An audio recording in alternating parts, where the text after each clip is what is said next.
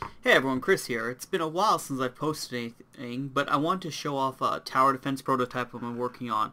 So let's start off by actually looking at how it plays right now. It's just going to jump right into the level here.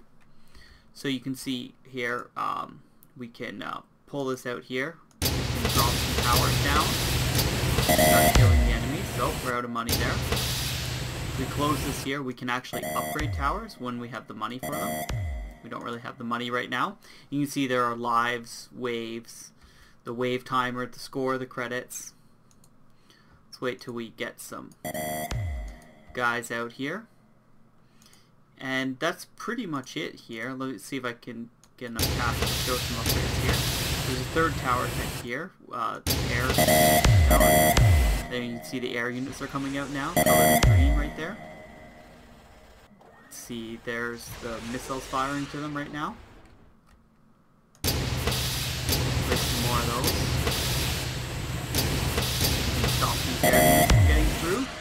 Oh, there's a rocket exploding close. The sound is 3D positional, so you only hear it if you're really close to it. Still tweaking. I haven't really balanced anything, so you can see the air units are a little fast and have a little too much health and armor for starting placing towers here. But that's okay.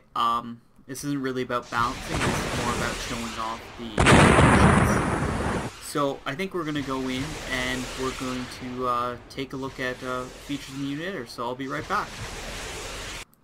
So starting off here, we have our spawner nodes. So there's two spawner nodes here. You have your ground spawner and your air spawner. They don't need to be separate, but they probably should be, because basically what it is inside the spawner node there's the first point it's supposed to go to and the height of the node.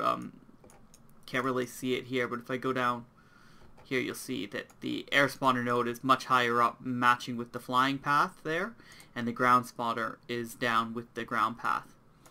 So these spawners scripts, I wrote a custom editor for them, and it allows you to add waves, remove the waves, and add enemies to each wave. You see I have the air spawner node, and there's no enemies on the first few waves, and it'll handle the controller will handle that. And then come wave 2, it starts adding flying enemies, and then you get to wave 3, it adds more flying enemies. Wave 4, it adds more flying enemies, etc. And you'll notice in the UI there, there's only 5 waves here, but there was actually 6 waves there, and that's because if we look at the ground spawner, there's actually 6 waves here. So it actually will figure out which spawner has the most waves and use that as the waves. And all the waves run together. So if you don't have enemies in the first wave, like with the air units, it's still a wave, but nothing will spawn, and it'll still take the full time. You have to make sure that the wave times are matched up, but it'll allow you to create waves where some enemies only spawn on certain waves when you want to have like air units and ground units. You can also just, if you have all ground units, you can just have the waves, each wave spawn different enemies like I have here. I have 1, 2, and 3 of varying amounts here. It's kind of hidden there. Let's pull that out. So you have the wave timer. You can do that. So if you want to select an enemy, you can just go in here, and this will load all the prefabs that are considered an enemy, and you can just select. So let's say we want to have an air unit, or well, let's better not call it an air unit here. We'll just add 2 enemy 3s. So now instead of having 100 enemy 1s, we'll have 100 enemy 3s and 50 enemy 3s spawning. And so when the spawner looks through the enemies, it'll actually pick randomly from each wave until all the enemies are gone, based on, basically it takes the sum of the total number of enemies and divides that by the wave time, and every whatever that is x seconds it'll spawn an enemy randomly from that. So that's really, this is sort of the core of the actual tower defense that allows enemies to spawn.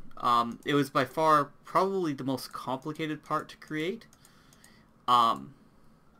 So now let's look at the path editors. You can see I have these flying path nodes here, and they're all connected with lines, different colored lines denoting paths. So I actually wrote a path wizard here, and this basically allows you to select a path.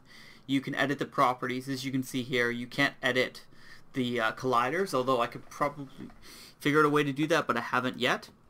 So you can edit ground path here, and as you go through it, you can actually add them. So if you read here, if you hold the space key, so let's go over down to where the end of the path is. The end of the path is down here. So if you hold the space key and click, it'll add new paths. But if I take off the space key, it won't allow me to add new paths. So this is a useful feature to be able to add the paths directly on there. And of course you can drag around the paths here. So if we go into the ground paths here, and we go to the end here, you can see we can just actually delete these. Or if you'll notice here, there's actually ground path node 1 is in the wrong place. So let's just swap ground path node 1 and node 0, and you can swap them and it'll work just as fine with swapping them there. So that covers the pathing, really. I'm not really going to get into the UI, but I do use ngUI, and you can see right here, here's where it all is. The ground units move using A star between each of these nodes, and I'll actually show you the enemies in a second. So if we select an enemy here, you can see that they have these are all part of the A-Star pathfinding project, so they have a seeker, then the ground movement script, which is my controller script to interface with the A-Star, the funnel modifier and the simple smooth modifier are also part of the A-Star project. They have a rigid body, a capsule collider, and the enemy script where you can set the max health, score worth, credits worth. Current health doesn't have to be set to anything because it'll be set on when the enemy is created, and I should probably hide that. You can also set how fast the unit will move. You can set how far from the waypoint it will be before it goes to the next waypoint. Why this is important is because if you have a lot of units stacked up, you don't want them all to like get bunched up or stuck before they reach a waypoint. So instead, basically, when it's that distance away from the center of the transform here, it'll automatically move to the next node. So it provides a more smooth movement, basically. If we go back to the enemy here, you can see that there's an armor type. I just created some basic armor types with a little sci-fi flare, although you can really change those however you want. And a unit type, ground or flying. That's basically it for the enemy. Why don't I show you the spawn controller script over here in MonoDevelop. So let's start from the inside out. At the lowest level here, we have a wave enemy, and this is what you were seeing displayed in the editor. It's the enemy and the count of the enemy. And basically, a wave controller has a list of wave enemies here, as well as it has the difficulty modifier, how long the wave is, the destination where it's supposed to go, and it has like a bunch of features that make it possible for the waves to spawn. Basically, it has each wave, it controls itself. So it's in a very nice, tight structure where everything just deals with what it needs to. You can see here we have spawning the enemy, where we instantiate the enemy here. And you can see there's where the difficulty modifier is applied. And then we have the get enemy to spawn. This picks an enemy from the list. Let's see what's next. So the spawn controller is basically, it's a finite state machine here. You can see that we have and it holds a list of wave controllers, as well as the completed wave, start, delay, going through all those properties here. And so what it does is when it starts up, it will start the state machine, and you'll see here the spawner start here, and this runs first. Then it'll go into a spawner wave. Then when that wave ends, it'll go to spawner between waves. Then at the end of that, when that spawner in between waves is up, it'll go to spawner wave again. Now, if there are no more waves left, it'll go to spawner complete. And then that's when you'll get the victory showing up. So that pretty much covers, well, I guess I haven't really shown how the turrets work. I should show that too. So if we just go into the turrets here. You can see that each of the turrets here, there's turret 1, turret 2, turret 3. We'll just look at these.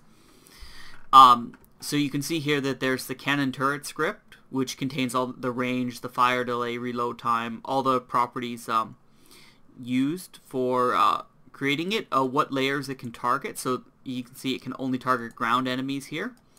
The damage type it does, and so right now I don't think I have any damage modifiers set other than unarmed takes 12 double damage, and I'll show that in a little bit. And also this parent little here, which is how you know where it's placed, because if I go to, where is it here, the turret placements here, you can see I have all these different objects. These are all the places, valid locations for placing a turret, so you do have to lay those out by hand because it is a grid, but that's okay. You have the upgrader script here. This upgrader script, it tells you what you can upgrade to, the display name, it has the upgrade time, the cost, the sell value. It has the 3 sound effects for it, so if there's an air, if it's building, if you're selling it, and so there's different sound effects for that. And each one of these will have an upgrader script. Turret 3 has an upgrader script because you can still sell off the upgrader script, but you can't actually upgrade. So it'll actually not let you upgrade, but it'll still let you sell. So the upgrader script handles all selling and upgrading of turrets. The projectiles, I guess that's the last thing here. So I just actually have 3 projectiles here. There's no textures on them. You have your shell here, your missile, and your minigun bullet. So I use actual models, and then the minigun bullet has a trail renderer, the shell has a trail renderer, and the missile has, I believe, it had a particle effect. I don't think there's one on there right now. That just creates sort of that trail of smoke coming off the end of a missile. And so each projectile will actually act differently. So if we go in here, let's just close that pathfinding there. So we have a lot of stuff open, but if we go in to projectiles here, you'll see we have the base projectile class here, which handles just everything that's common with all the projectiles, just inheritance. So then we have the shell. The shell is fairly basic. There's nothing special about it. And same with the minigun, with the bullet. There's nothing special about that. But if we go into the missile here, we have an additional on collision enter. And what this does is if the missile hits a target, it explodes and it damages all enemies close to it. So what you would sort of expect from a missile, it exploding. And you could certainly add this functionality to other types of projectiles. You can have as many types of projectiles as you want. These are just the 3 I settled on to start with. Let's see here, I think, what else? So there is a targeting here. I actually I use first order intercept to find the target. So this is a lot of somewhat complicated math, I guess, to find the target that we're going to shoot at and get the basically, so the turrets, you'll notice the turrets were rotating and elevating up and down in order to hit the target. So this is part of that. I wanted to make it so that turrets actually looked like, rather than just, you know, it'd be really easy to shoot the projectile at whatever direction you wanted, but this way it actually looks like the turret's moving before it fires. So it's kind of a cool effect. Here you can see we have the damage types. So you can damage types: normal, impact, explosive, energy, and the damage modifier. And this is basically a lookup. Well, this is a lookup table where you can look up with the damage types and the armor types, and it'll just tell you what the damage is. So you can see if an enemy is unarmored, it's going to take twice the damage that it would if it was light, metal, reactive, or energy. And of course, if I was going beyond the prototype here, I would make these values be more than just ones. And then here's the armor types: unarmored, light, metal, reactive, and energy. I think that covers most everything here. You can see that, well, this is the goal node. You can see it's not really doing anything other than just removing the enemy from there. There's no explosion or anything when the enemy reaches the end, it just removes the enemy and it minuses the player lives. I think that covers most everything here that I wanted to show off. So thank you for your time, and see you around later.